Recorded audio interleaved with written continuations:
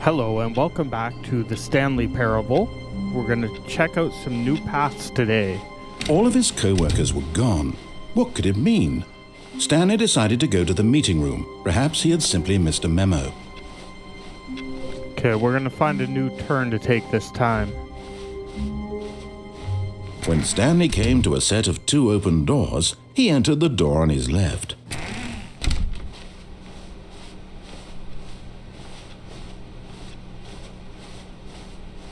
Yet there was not a single person here either. Feeling a wave of disbelief, Stanley decided to go up to his boss's office, hoping he might find an answer there. Tips for not getting fired. Talk less. Coming to a staircase, Stanley walked upstairs to his boss's office.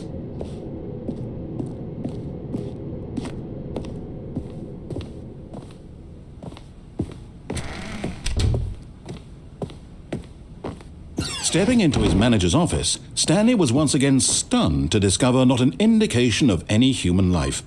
Shocked, unraveled, Stanley wondered Stanley was in such a rush to get through the story as quickly as possible, he didn't even have a single minute to just let the narrator talk. That kind of anxiety isn't healthy, so he relaxed for a few moments with some calming New Age music. This feels like a penalty. I guess we have to wait for the narrator to read us the code before entering it. But I think I have an idea for a new Feeling path to take soothed today. and rejuvenated, Stanley calmly walked forward into the opened passageway.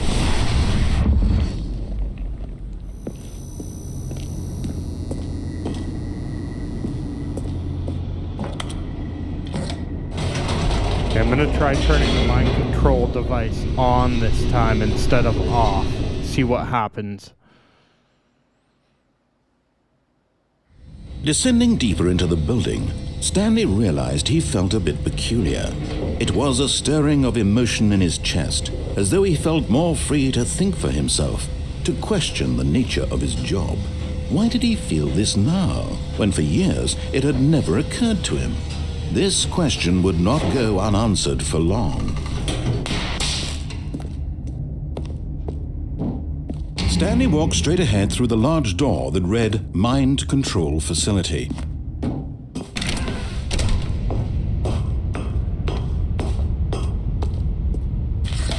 The lights rose on an enormous room packed with television screens. What horrible secret did this place hold? Stanley thought to himself. Did he have the strength to find out? I guess it's going to make us sit through the narration each time we come through here. Now the monitors jumped to life, their true nature revealed. Each bore the number of an employee in the building, Stanley's co-workers.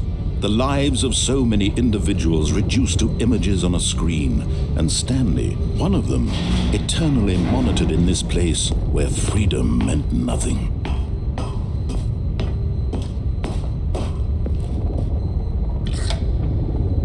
This mind control facility, it was too horrible to believe. It couldn't be true. Had Stanley really been under someone's control all this time? Was this the only reason he was happy with his boring job? That his emotions had been manipulated to accept it blindly?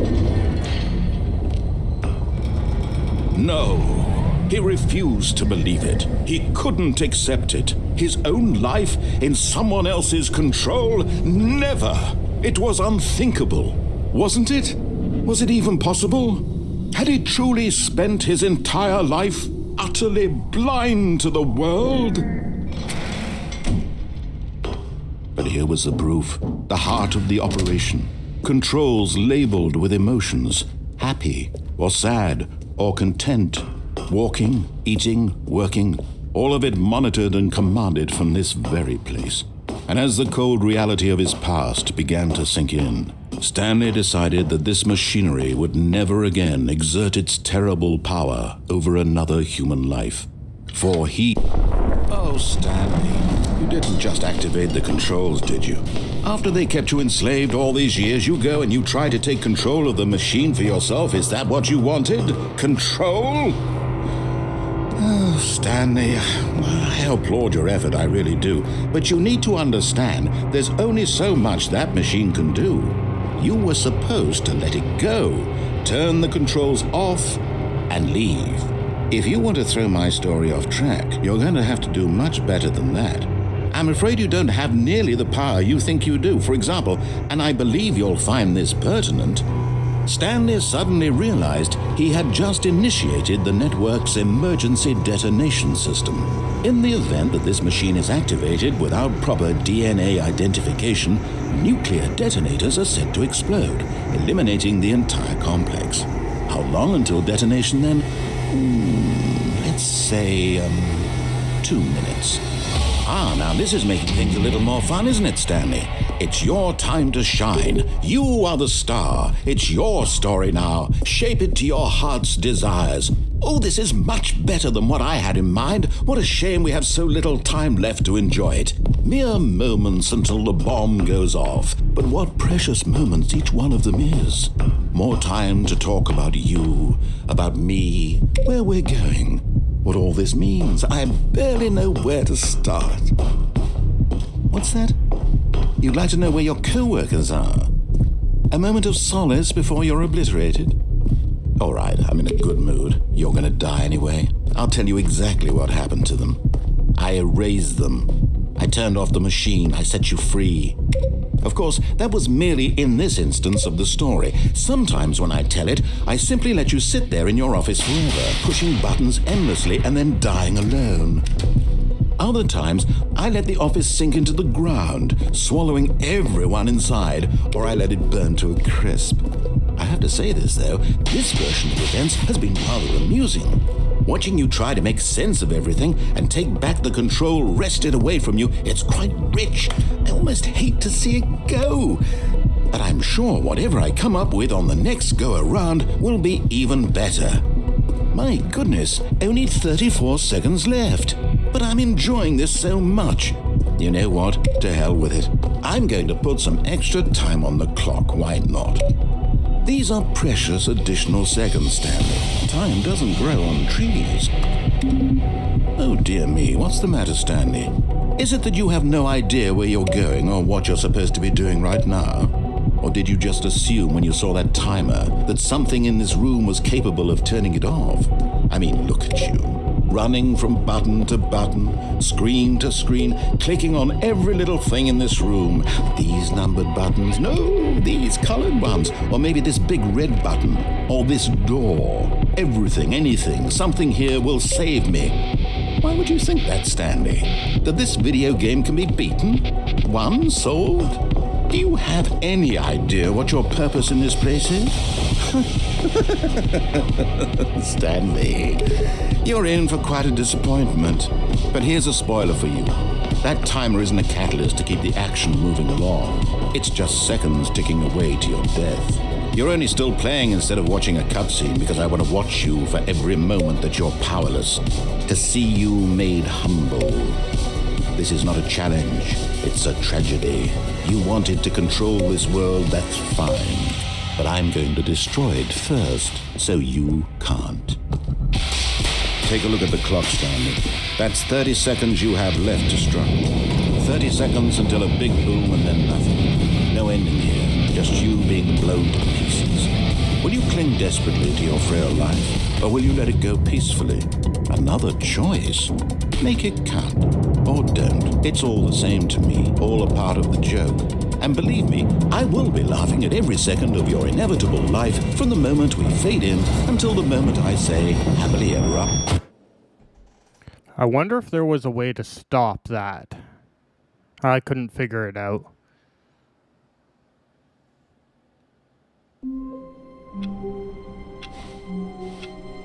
All of his co-workers were gone. What could it mean?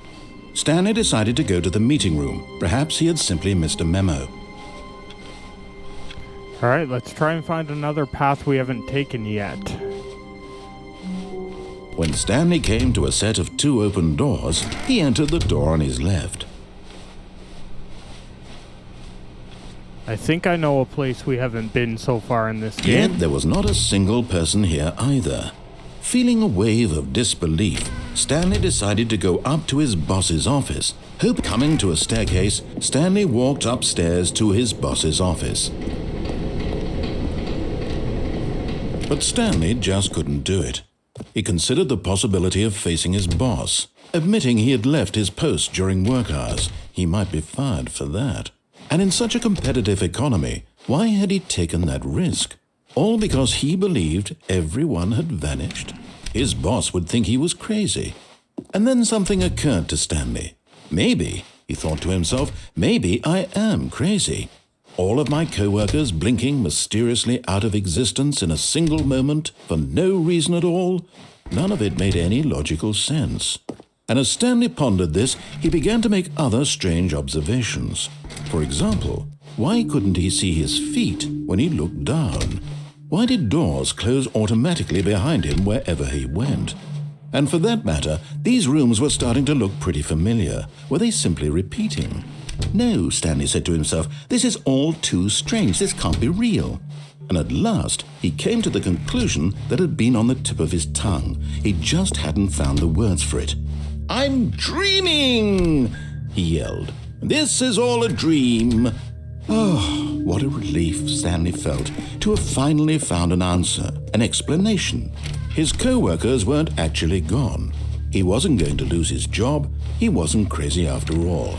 And he thought to himself, I suppose I'll wake up soon. I'll have to go back to my boring real-life job pushing buttons. I may as well enjoy this while I'm still lucid. So, he imagined himself flying and began to gently float above the ground. Then he imagined himself soaring through space on a magical starfield, and it too appeared. It was so much fun, and Stanley marveled that he had still not woken up. How was he remaining so lucid? And then perhaps the strangest question of them all entered Stanley's head. One he was amazed he hadn't asked himself sooner. Why is there a voice in my head dictating everything that I'm doing and thinking? Now the voice was describing itself being considered by Stanley, who found it particularly strange. I'm dreaming about a voice describing me, thinking about how it's describing my thoughts, he thought. And while he thought it all very odd and wondered if this voice spoke to all people in their dreams, the truth was that, of course, this was not a dream. How could it be? Was Stanley simply deceiving himself, believing that if he's asleep, he doesn't have to take responsibility for himself?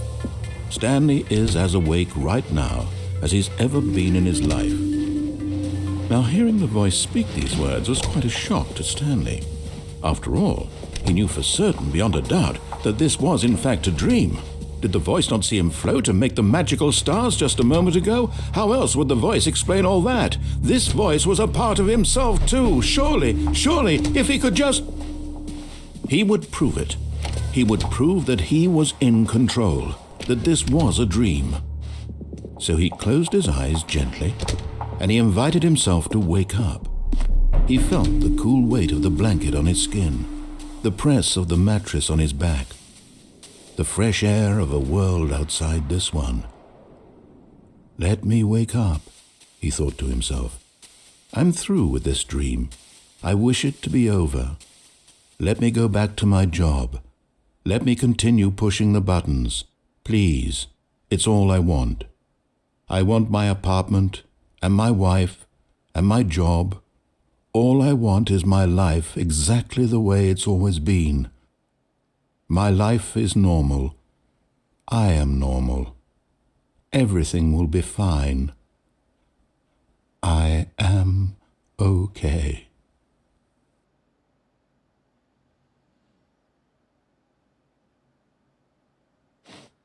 Wow, we're losing Stanley it. began screaming. Please, someone, wake me up. My name is Stanley. I have a boss. I have an office. I am real. Please, just someone tell me I am real. I must be real. I must be. Can anyone hear my voice? Who am I? Who am I? And everything went black. What just happened? This is the story of a woman named Mariella. Mariella woke up on a day like any other.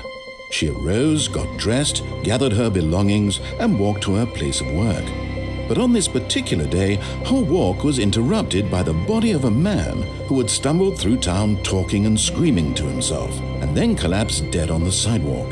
And although she would soon turn to go call for an ambulance, for just a few brief moments she considered the strange man. He was obviously crazy, this much she knew. Everyone knows what crazy people look like. And in that moment, she thought to herself how lucky she was to be normal. I am sane. I am in control of my mind. I know what is real and what isn't. It was comforting to think this, and in a certain way, seeing this man made her feel better.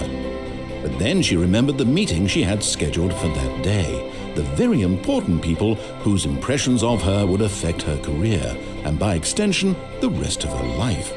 She had no time for this, so it was only a moment that she stood there, staring down at the body. And then she turned and ran. All right, let's try one more for today's video. See if we can find something new. All of his co-workers were gone. What could it mean? Stanley decided to go to the meeting room. Perhaps he had simply missed a memo. New content, you say? Oh, new content? What does that mean, new content?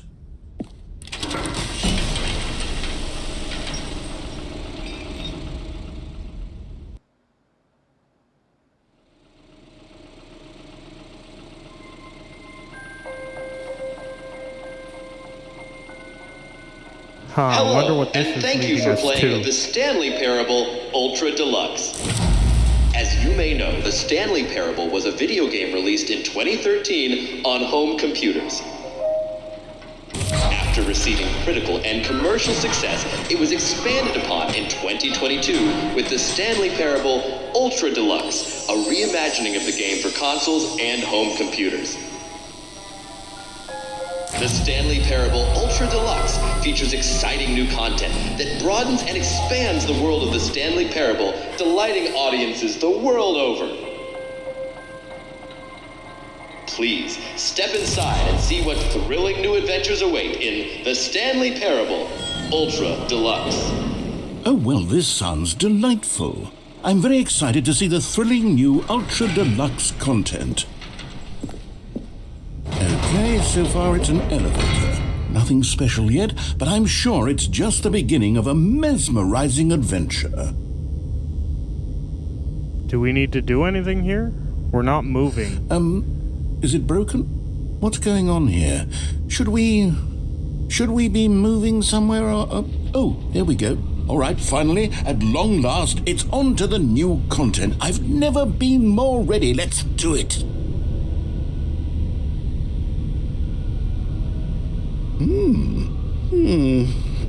I have to say, initial impressions of Stanley Parable Ultra Deluxe, mostly tedious. It's as if Oh, okay. Let's see the content. Give me the content, Stanley. All right, let's see. It's the jump circle. Okay, we can jump and it counts down.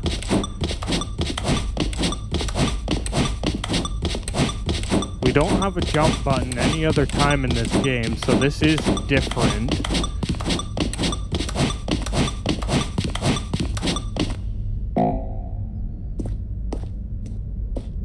Is that it? Surely that's not all the new content. There has to be something else, right? Goodness. Another elevator. Stanley, I have to say, initial impressions of this game are not positive. It's just elevators and jumping. Is this what passes for exciting new content? If this is new content, then I could just read you the whole dictionary. There's 20 hours of new content right there. Hell, I could count to 30 trillion. You could put that on the box. The Stanley Parable Ultra Deluxe, now with over 1,000 hours of new content. And oh, wait, there's more. Very good. Yes. I knew there had to be something else. Let's see it. I'm ready for whatever it is. I love how self-aware this game is. That's it? Oh, you've got to be kidding me. You see, Stanley? This is what happens when greedy video game developers with no respect for their fan base rush a cheap expansion to market for no reason other than to make an easy dollar. And don't get me started on the level of craftsmanship that's gone into it. In fact, I'm looking right now at the game's achievements, and it's hard to believe one of them actually says, "Test achievement, please ignore." What quality assurance department signed off on this? I'm infuriated and I'm offended, and I intend to find these people on Twitter and hold them personally accountable. It's my fault, Stanley. I built up too much anticipation around the new content, I'm afraid. It could never have lived up to such expectations. If you're still with me, why don't we just reset the game and we'll try to get back to what the Stanley Parable is really about. No frills, no gimmicks. Just you and me having a great time together like always. What do you say, friend? Well, that's going to do it for today's episode. Come see what happens next in more Stanley Parable. Thanks for watching, and bye for now.